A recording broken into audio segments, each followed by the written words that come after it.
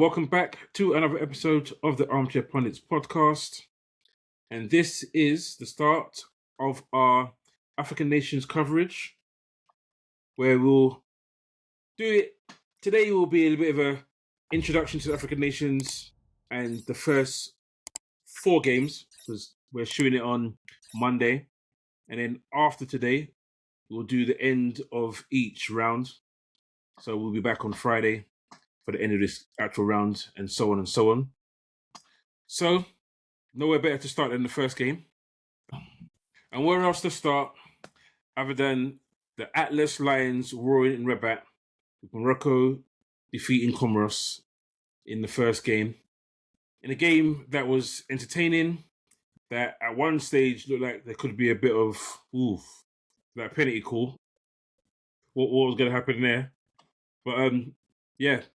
A game pretty much dominated by Morocco, 65% possession. Comoros weren't completely out of it. They had little spells. How did you guys see the games? To be honest, I think the only quality player really that would have done something for them was their skipper, their number 10. I do feel like he was probably the only maverick that could have created something out of nothing. Morocco really had the number of Comoros, to be honest with you, and it was only a matter of time before they kind of just pulled away. But for a first match in the tournament with the host nation, decent watch. Weren't too bad. Nice little finisher as well, to be fair, with a bicycle kick. So that was good. Yeah, El Kabi has previous of spectacular overheads and bicycle kicks. So not exactly unexpected with him, but honestly, I was impressed with Comoros' keeper. Obviously, he saved the early pen, but he was kept fairly busy, and for the most part, he held out. It's just unfortunate. I think Comoros defended quite well, considering they were outmatched. Morocco have got a lot of quality in their team. They've got a load of players that are playing for top clubs in Europe, so it was always going to be tough for them, but they've come on leaps and bounds in the last sort of few years to even be in this position and be competing and not getting turned over. You got to give them credit. Morocco, the host nation, a lot of pressure on them to do something at home. So from their perspective, it's good 3 points and a clean sheet as well. They've got a couple of star players, especially with Hakimi kind of struggling with fitness, with Brahim Diaz, Ohawahi, I think is how you pronounce his name, who had a great World Cup in 2022, I think. Oh, Nahi. That's it, in midfield. So for them, they don't forget Mazraoui, bro. You got an assist in it, so fair play. That's what I'm saying. Don't forget my dog. But yeah. I mean, playing for Morocco, he's probably got a better chance of winning something than he has with Man U right now. So, whoa, straight up. Real talk, really smart. I think that Comoros were dogged in defence, and by the time that Morocco scored their goal, I think they were tired and their luck just kind of ran out, because there were just too many gaps at the back for them to score. And really, they looked like they could potentially get something on the break, and Rafiki had a chance to score, but he hit it straight at the keeper. But I think in that game, really, is only going to be one winner. I think the most that Comoros could have got out of that game was going to be a draw. But Morocco's quality just kind of showed at the end, didn't it? The cream just rose to the top. Scored a quality overhead kick to kind of seal the game. And what an overhead kick. Yeah, it was a fantastic goal. I look at it, and it's a good start to the tournament, but you also look at what they've got come off the bench and the squad. Like we said already, Hakimi is not fully fit, and he's someone who, if he gets fit, it won't be fully obviously because of the kind of injury, but if he gets into it, he's someone to watch. And El Kudus, who was at Leicester last season, he came off the bench as well, and he looked bright. And like you said yourself, the goal scorer, Brahim Diaz, for me, he was the best player on the pitch. Yeah, he's gonna be one of the ones to watch, I think. Yeah, he will be one of the ones to watch. And there was surprised you didn't mention Amrabat. Yeah. One of your old stalwarts. Similar to Leon when he was talking about Romero before, right? It's a weird one because when Amrabat plays for his national side, he looks like a Super Saiyan. Gravy, bro. Yeah. Brother, that is where United kind of saw him and decided that, you know what, he's the guy. Yeah. And as soon as he got into the United colours, he lost all his serum, bro. That was pretty much it. So, but yeah, like you said, Jay, whatever, man. But yeah, man. So far, the tournament, it's living up to what I was hoping it would live up to. Do you know what I mean? Lots of drama, lots of attacking football. Do you know what I mean? It's been frantic. It's been quick. There's been a couple of dodgy calls. Do you know what I mean? I'm pretty sure we're going to go through some of the bits and pieces now. So yeah, man, listen, exciting stuff. Like I said earlier, there was a point where I was watching that game, and the referee, I think he didn't even give a penalty. That's what was so weird. He didn't give a penalty, but all of a sudden VAR popped up, and everyone was like, "Why are VAR looking at this issue?" And then they started looking at, I think it was Brahim Diaz getting knocked. It was Diaz, yeah. And then you see his leg get knocked, but before that, you see him handball the ball. So you're like, okay, it's clearly handballed. It should take 2 seconds. And I'm thinking, are they really going to give this as a penalty? James, in the to be honest with you, I didn't even see the handball.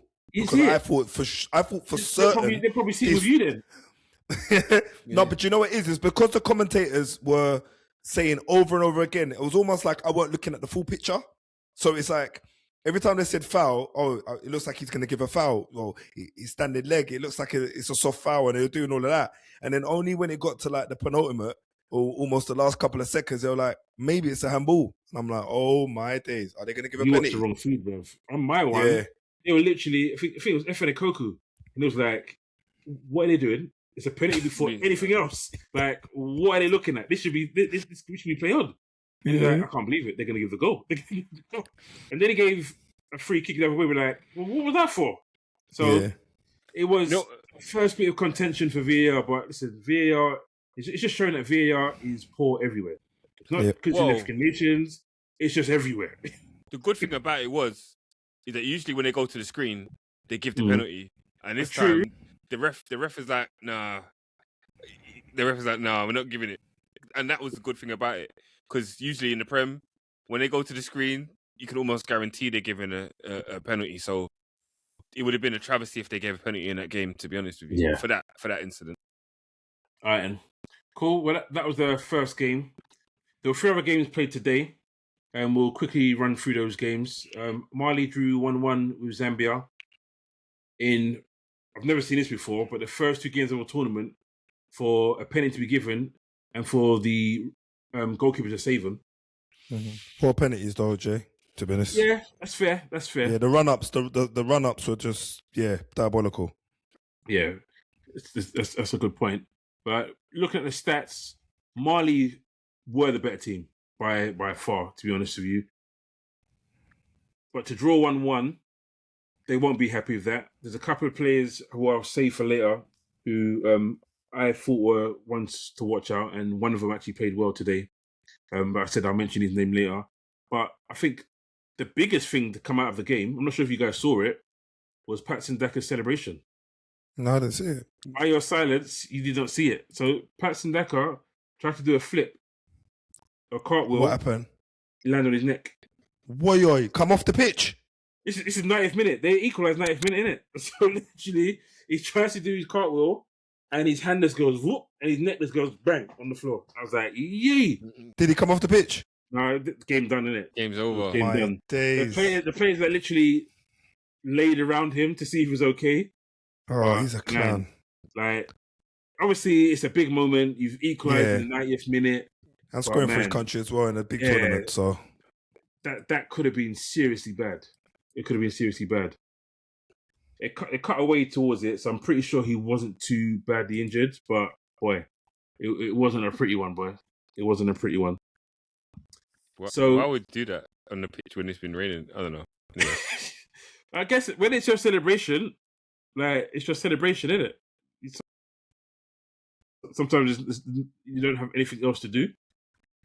But yeah, he stayed on the pitch. He finished the game, and hopefully he hasn't got a bad neck for round 2. So the next game was South Africa versus Angola.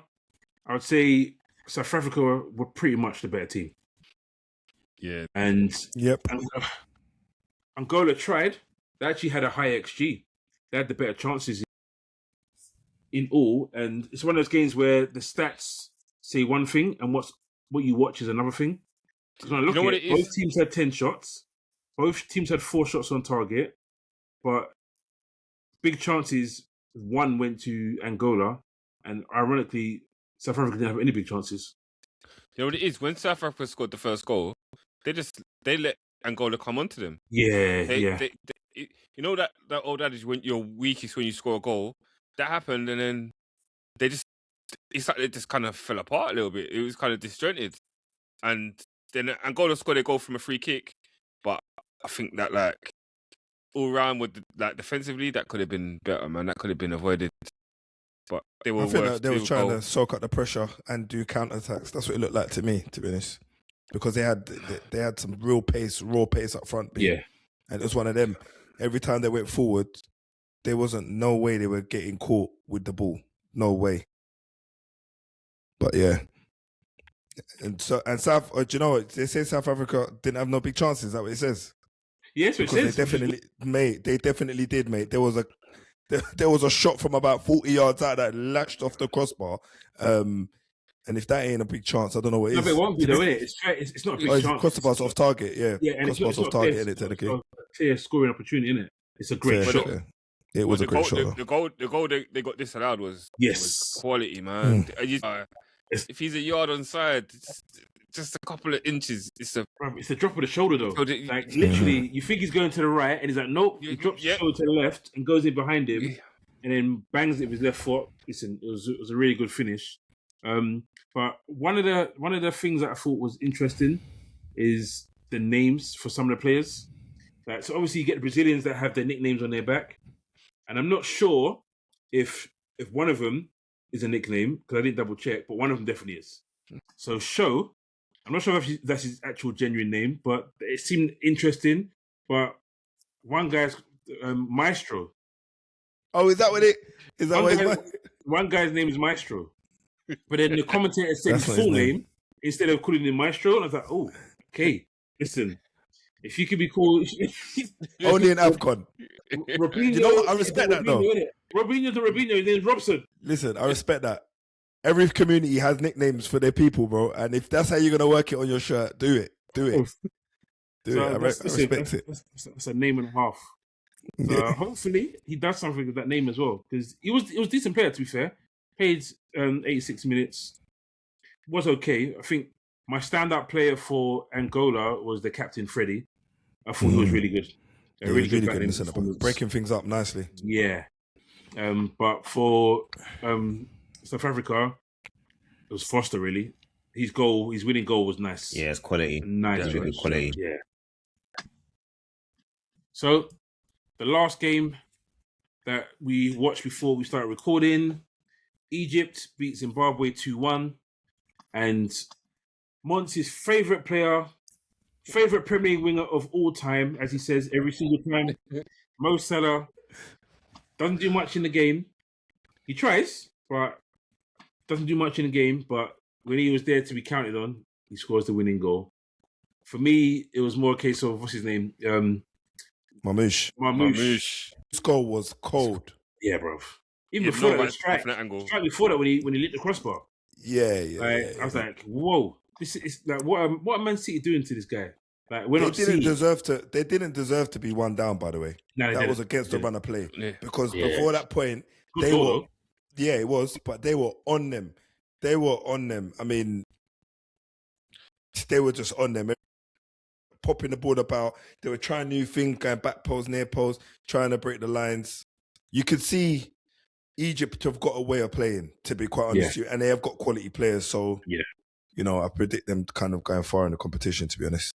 It was pretty much one way. 77% possession. expected goals of 2.52, 35 shots, 11 on target, and I've never seen this. 8 big chances. Right. And they missed 7 of them, which is not good enough. I think, do you know what? I think that those stats remind me of when United played, was it the other day when we had 4-4, was it Bournemouth? Oh, yeah. It was like 25. It was like 25 shots on goal and something like 6 big chances. Listen, we're not talking about United. Yeah. It's AFCON, bro. I'm just saying. No, it's a reminder, innit? Yeah, but we don't care. So yeah, obviously the standout 2 players were Marmoush, and for me, after that, it was probably I think Salah gets the ratings, but he wasn't. I'll be honest this time. Salah gets the ratings, but it probably doesn't wasn't need to him. be. He doesn't get involved in the build-up no more, man. Yeah, not anymore. I think it was actually the left back, Hamdi, that did really well. He goes off injured, but he had a good game. Yeah. So, as I said previously, this was a quick rundown of these games. We will talk about the rest of the games on Friday when we do a review of the rest of this round. But we'll do our round table tournament predictions. It's a quick fire round, as quick as we can be, that is. So, number 1, who will win the tournament? So, we'll go with... I'll go first this time. It's not usually me, so I'll go first. I'm going for Senegal as my tip to win the tournament. I was going to say Senegal, but you know what? I'm going to go for Algeria, Senegal? to be honest. No. I'm going to go for Algeria because they were my close second, to be quite honest with you. So they were my favourites. Mine is Morocco. I think that, given home nation advantages, I'm going to pick Morocco.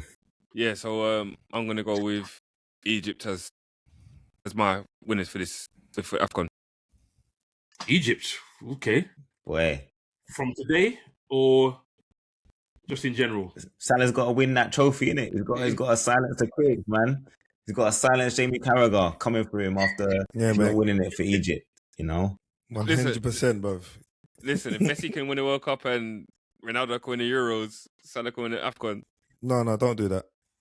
They're not all on the same level. Don't do that. Look at this guy. Salah's your favourite player. What are you talking about? So, move on to dark horses to watch. So, it could be the team to watch or the team you think could be a dark horse to win it. So, I'll give you a bit of leniency there. But it's usually the team that you think can win it from outside of the pack, favourite pack. So, I've gone with Nigeria. Instead, I have to. Of course, you have. If I'm going to put Nigeria to win it, then they have to be dark horses. You're trying to make sure that you don't your countrymen don't come for you, innit? That's why. Listen, we've got a crop of new young centre midfielders that I'm hoping will get blooded and can do well. So we'll see. And obviously we've got the best striker in Africa as well. So hopefully that can combine. Oh, big talk. Go on, no. All right, my dark horse. I'm gonna say Burkina Faso. Okay. Mine is South Africa. That's my dark horse. They were good in World Cup qualifying as well. So yes, they were. Yeah, very good. See, I was going to go with Nigeria because of the World Cup debacle. They kind of have to win AFCON after that. So, you know, Salah's got to win it or Nigeria's got to win it. I don't know if they're a dark horse though, man. Nigeria are always in amongst it. Bruv, we lost our captain. Our captain retired literally 3 weeks ago. So something's not right there. Turmoil. Really? Man, they still ain't getting paid and all this stuff. It's a lot, man. Ola Aina's injured, who's our best right back. So listen, we're not where we should be right now. So we're dark horses. A player of the tournament, that's a hard one, you know. It is. There's a few down there, and I was like, can I even think of a player? Or maybe do top goal scorer. Yeah, and then you can do one to watch. Goal scorer will be Osimhen. You're gonna shoehorn Nigeria in every segment. I can now see it, people. Yeah, without a doubt. He's the best striker in Africa. Why not? He may not win it, but he's gonna score goals. He has to, please. I'm gonna say top goal scorer is gonna be Diaz for Morocco. Jeez. He's on one hell of a run with his goal streak at the minute. So I'm gonna go with Marmouche. If Bevan thinks that Egypt are gonna win it, they're gonna need someone to score the goals, and it might not be Salah. Salah's tried to carry that team many years. He needs his sidekick to step up this time. So Marmouche. And that's who I was going to go with, Leon. It's all right. You can do it. You took. I'm going to go with Marmouche as top goal scorer. Okay, so players to watch. I've got two obvious, and obviously you don't have to have as many as me. No, just do one. I've got two obvious and three. You take mine. Huh? Just do one, innit? Huh? But you're taking all the ones to watch, bro. Get out of there. Are we gonna? I've got five. Are we gonna go round and round? No, you just do one. You do one and let us say one's in it, and then you can say the others after. Greedy. Okay. Senegal youngster Lamine Comoros. Oh, for flip's sake. I would have five. I knew what he was doing. You knew what he was doing as well. I knew he was going to do it. So I did the rest of my four then. You might as well say all of him. No, because then you might say, how can you say the next one? So say, and obviously you've got him on your list. Then who else have you got? No, I had Sangare for Mali as my other option. As my number two. Exactly.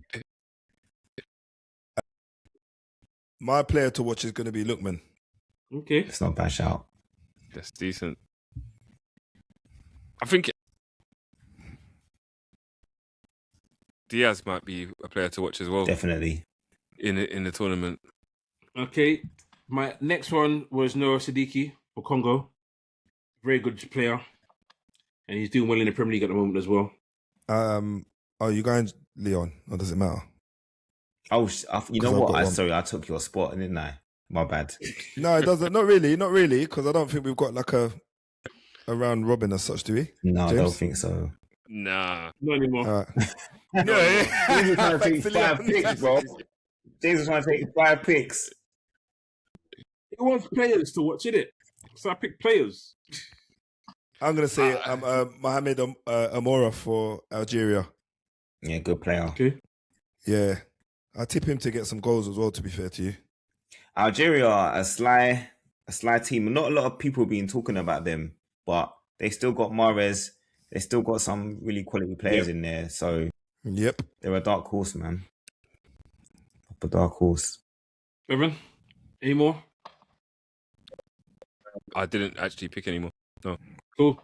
So my others were obvious ones. So obviously Mahrez, you've picked Algeria as your team. So for me, they don't win it unless Mahrez turns up.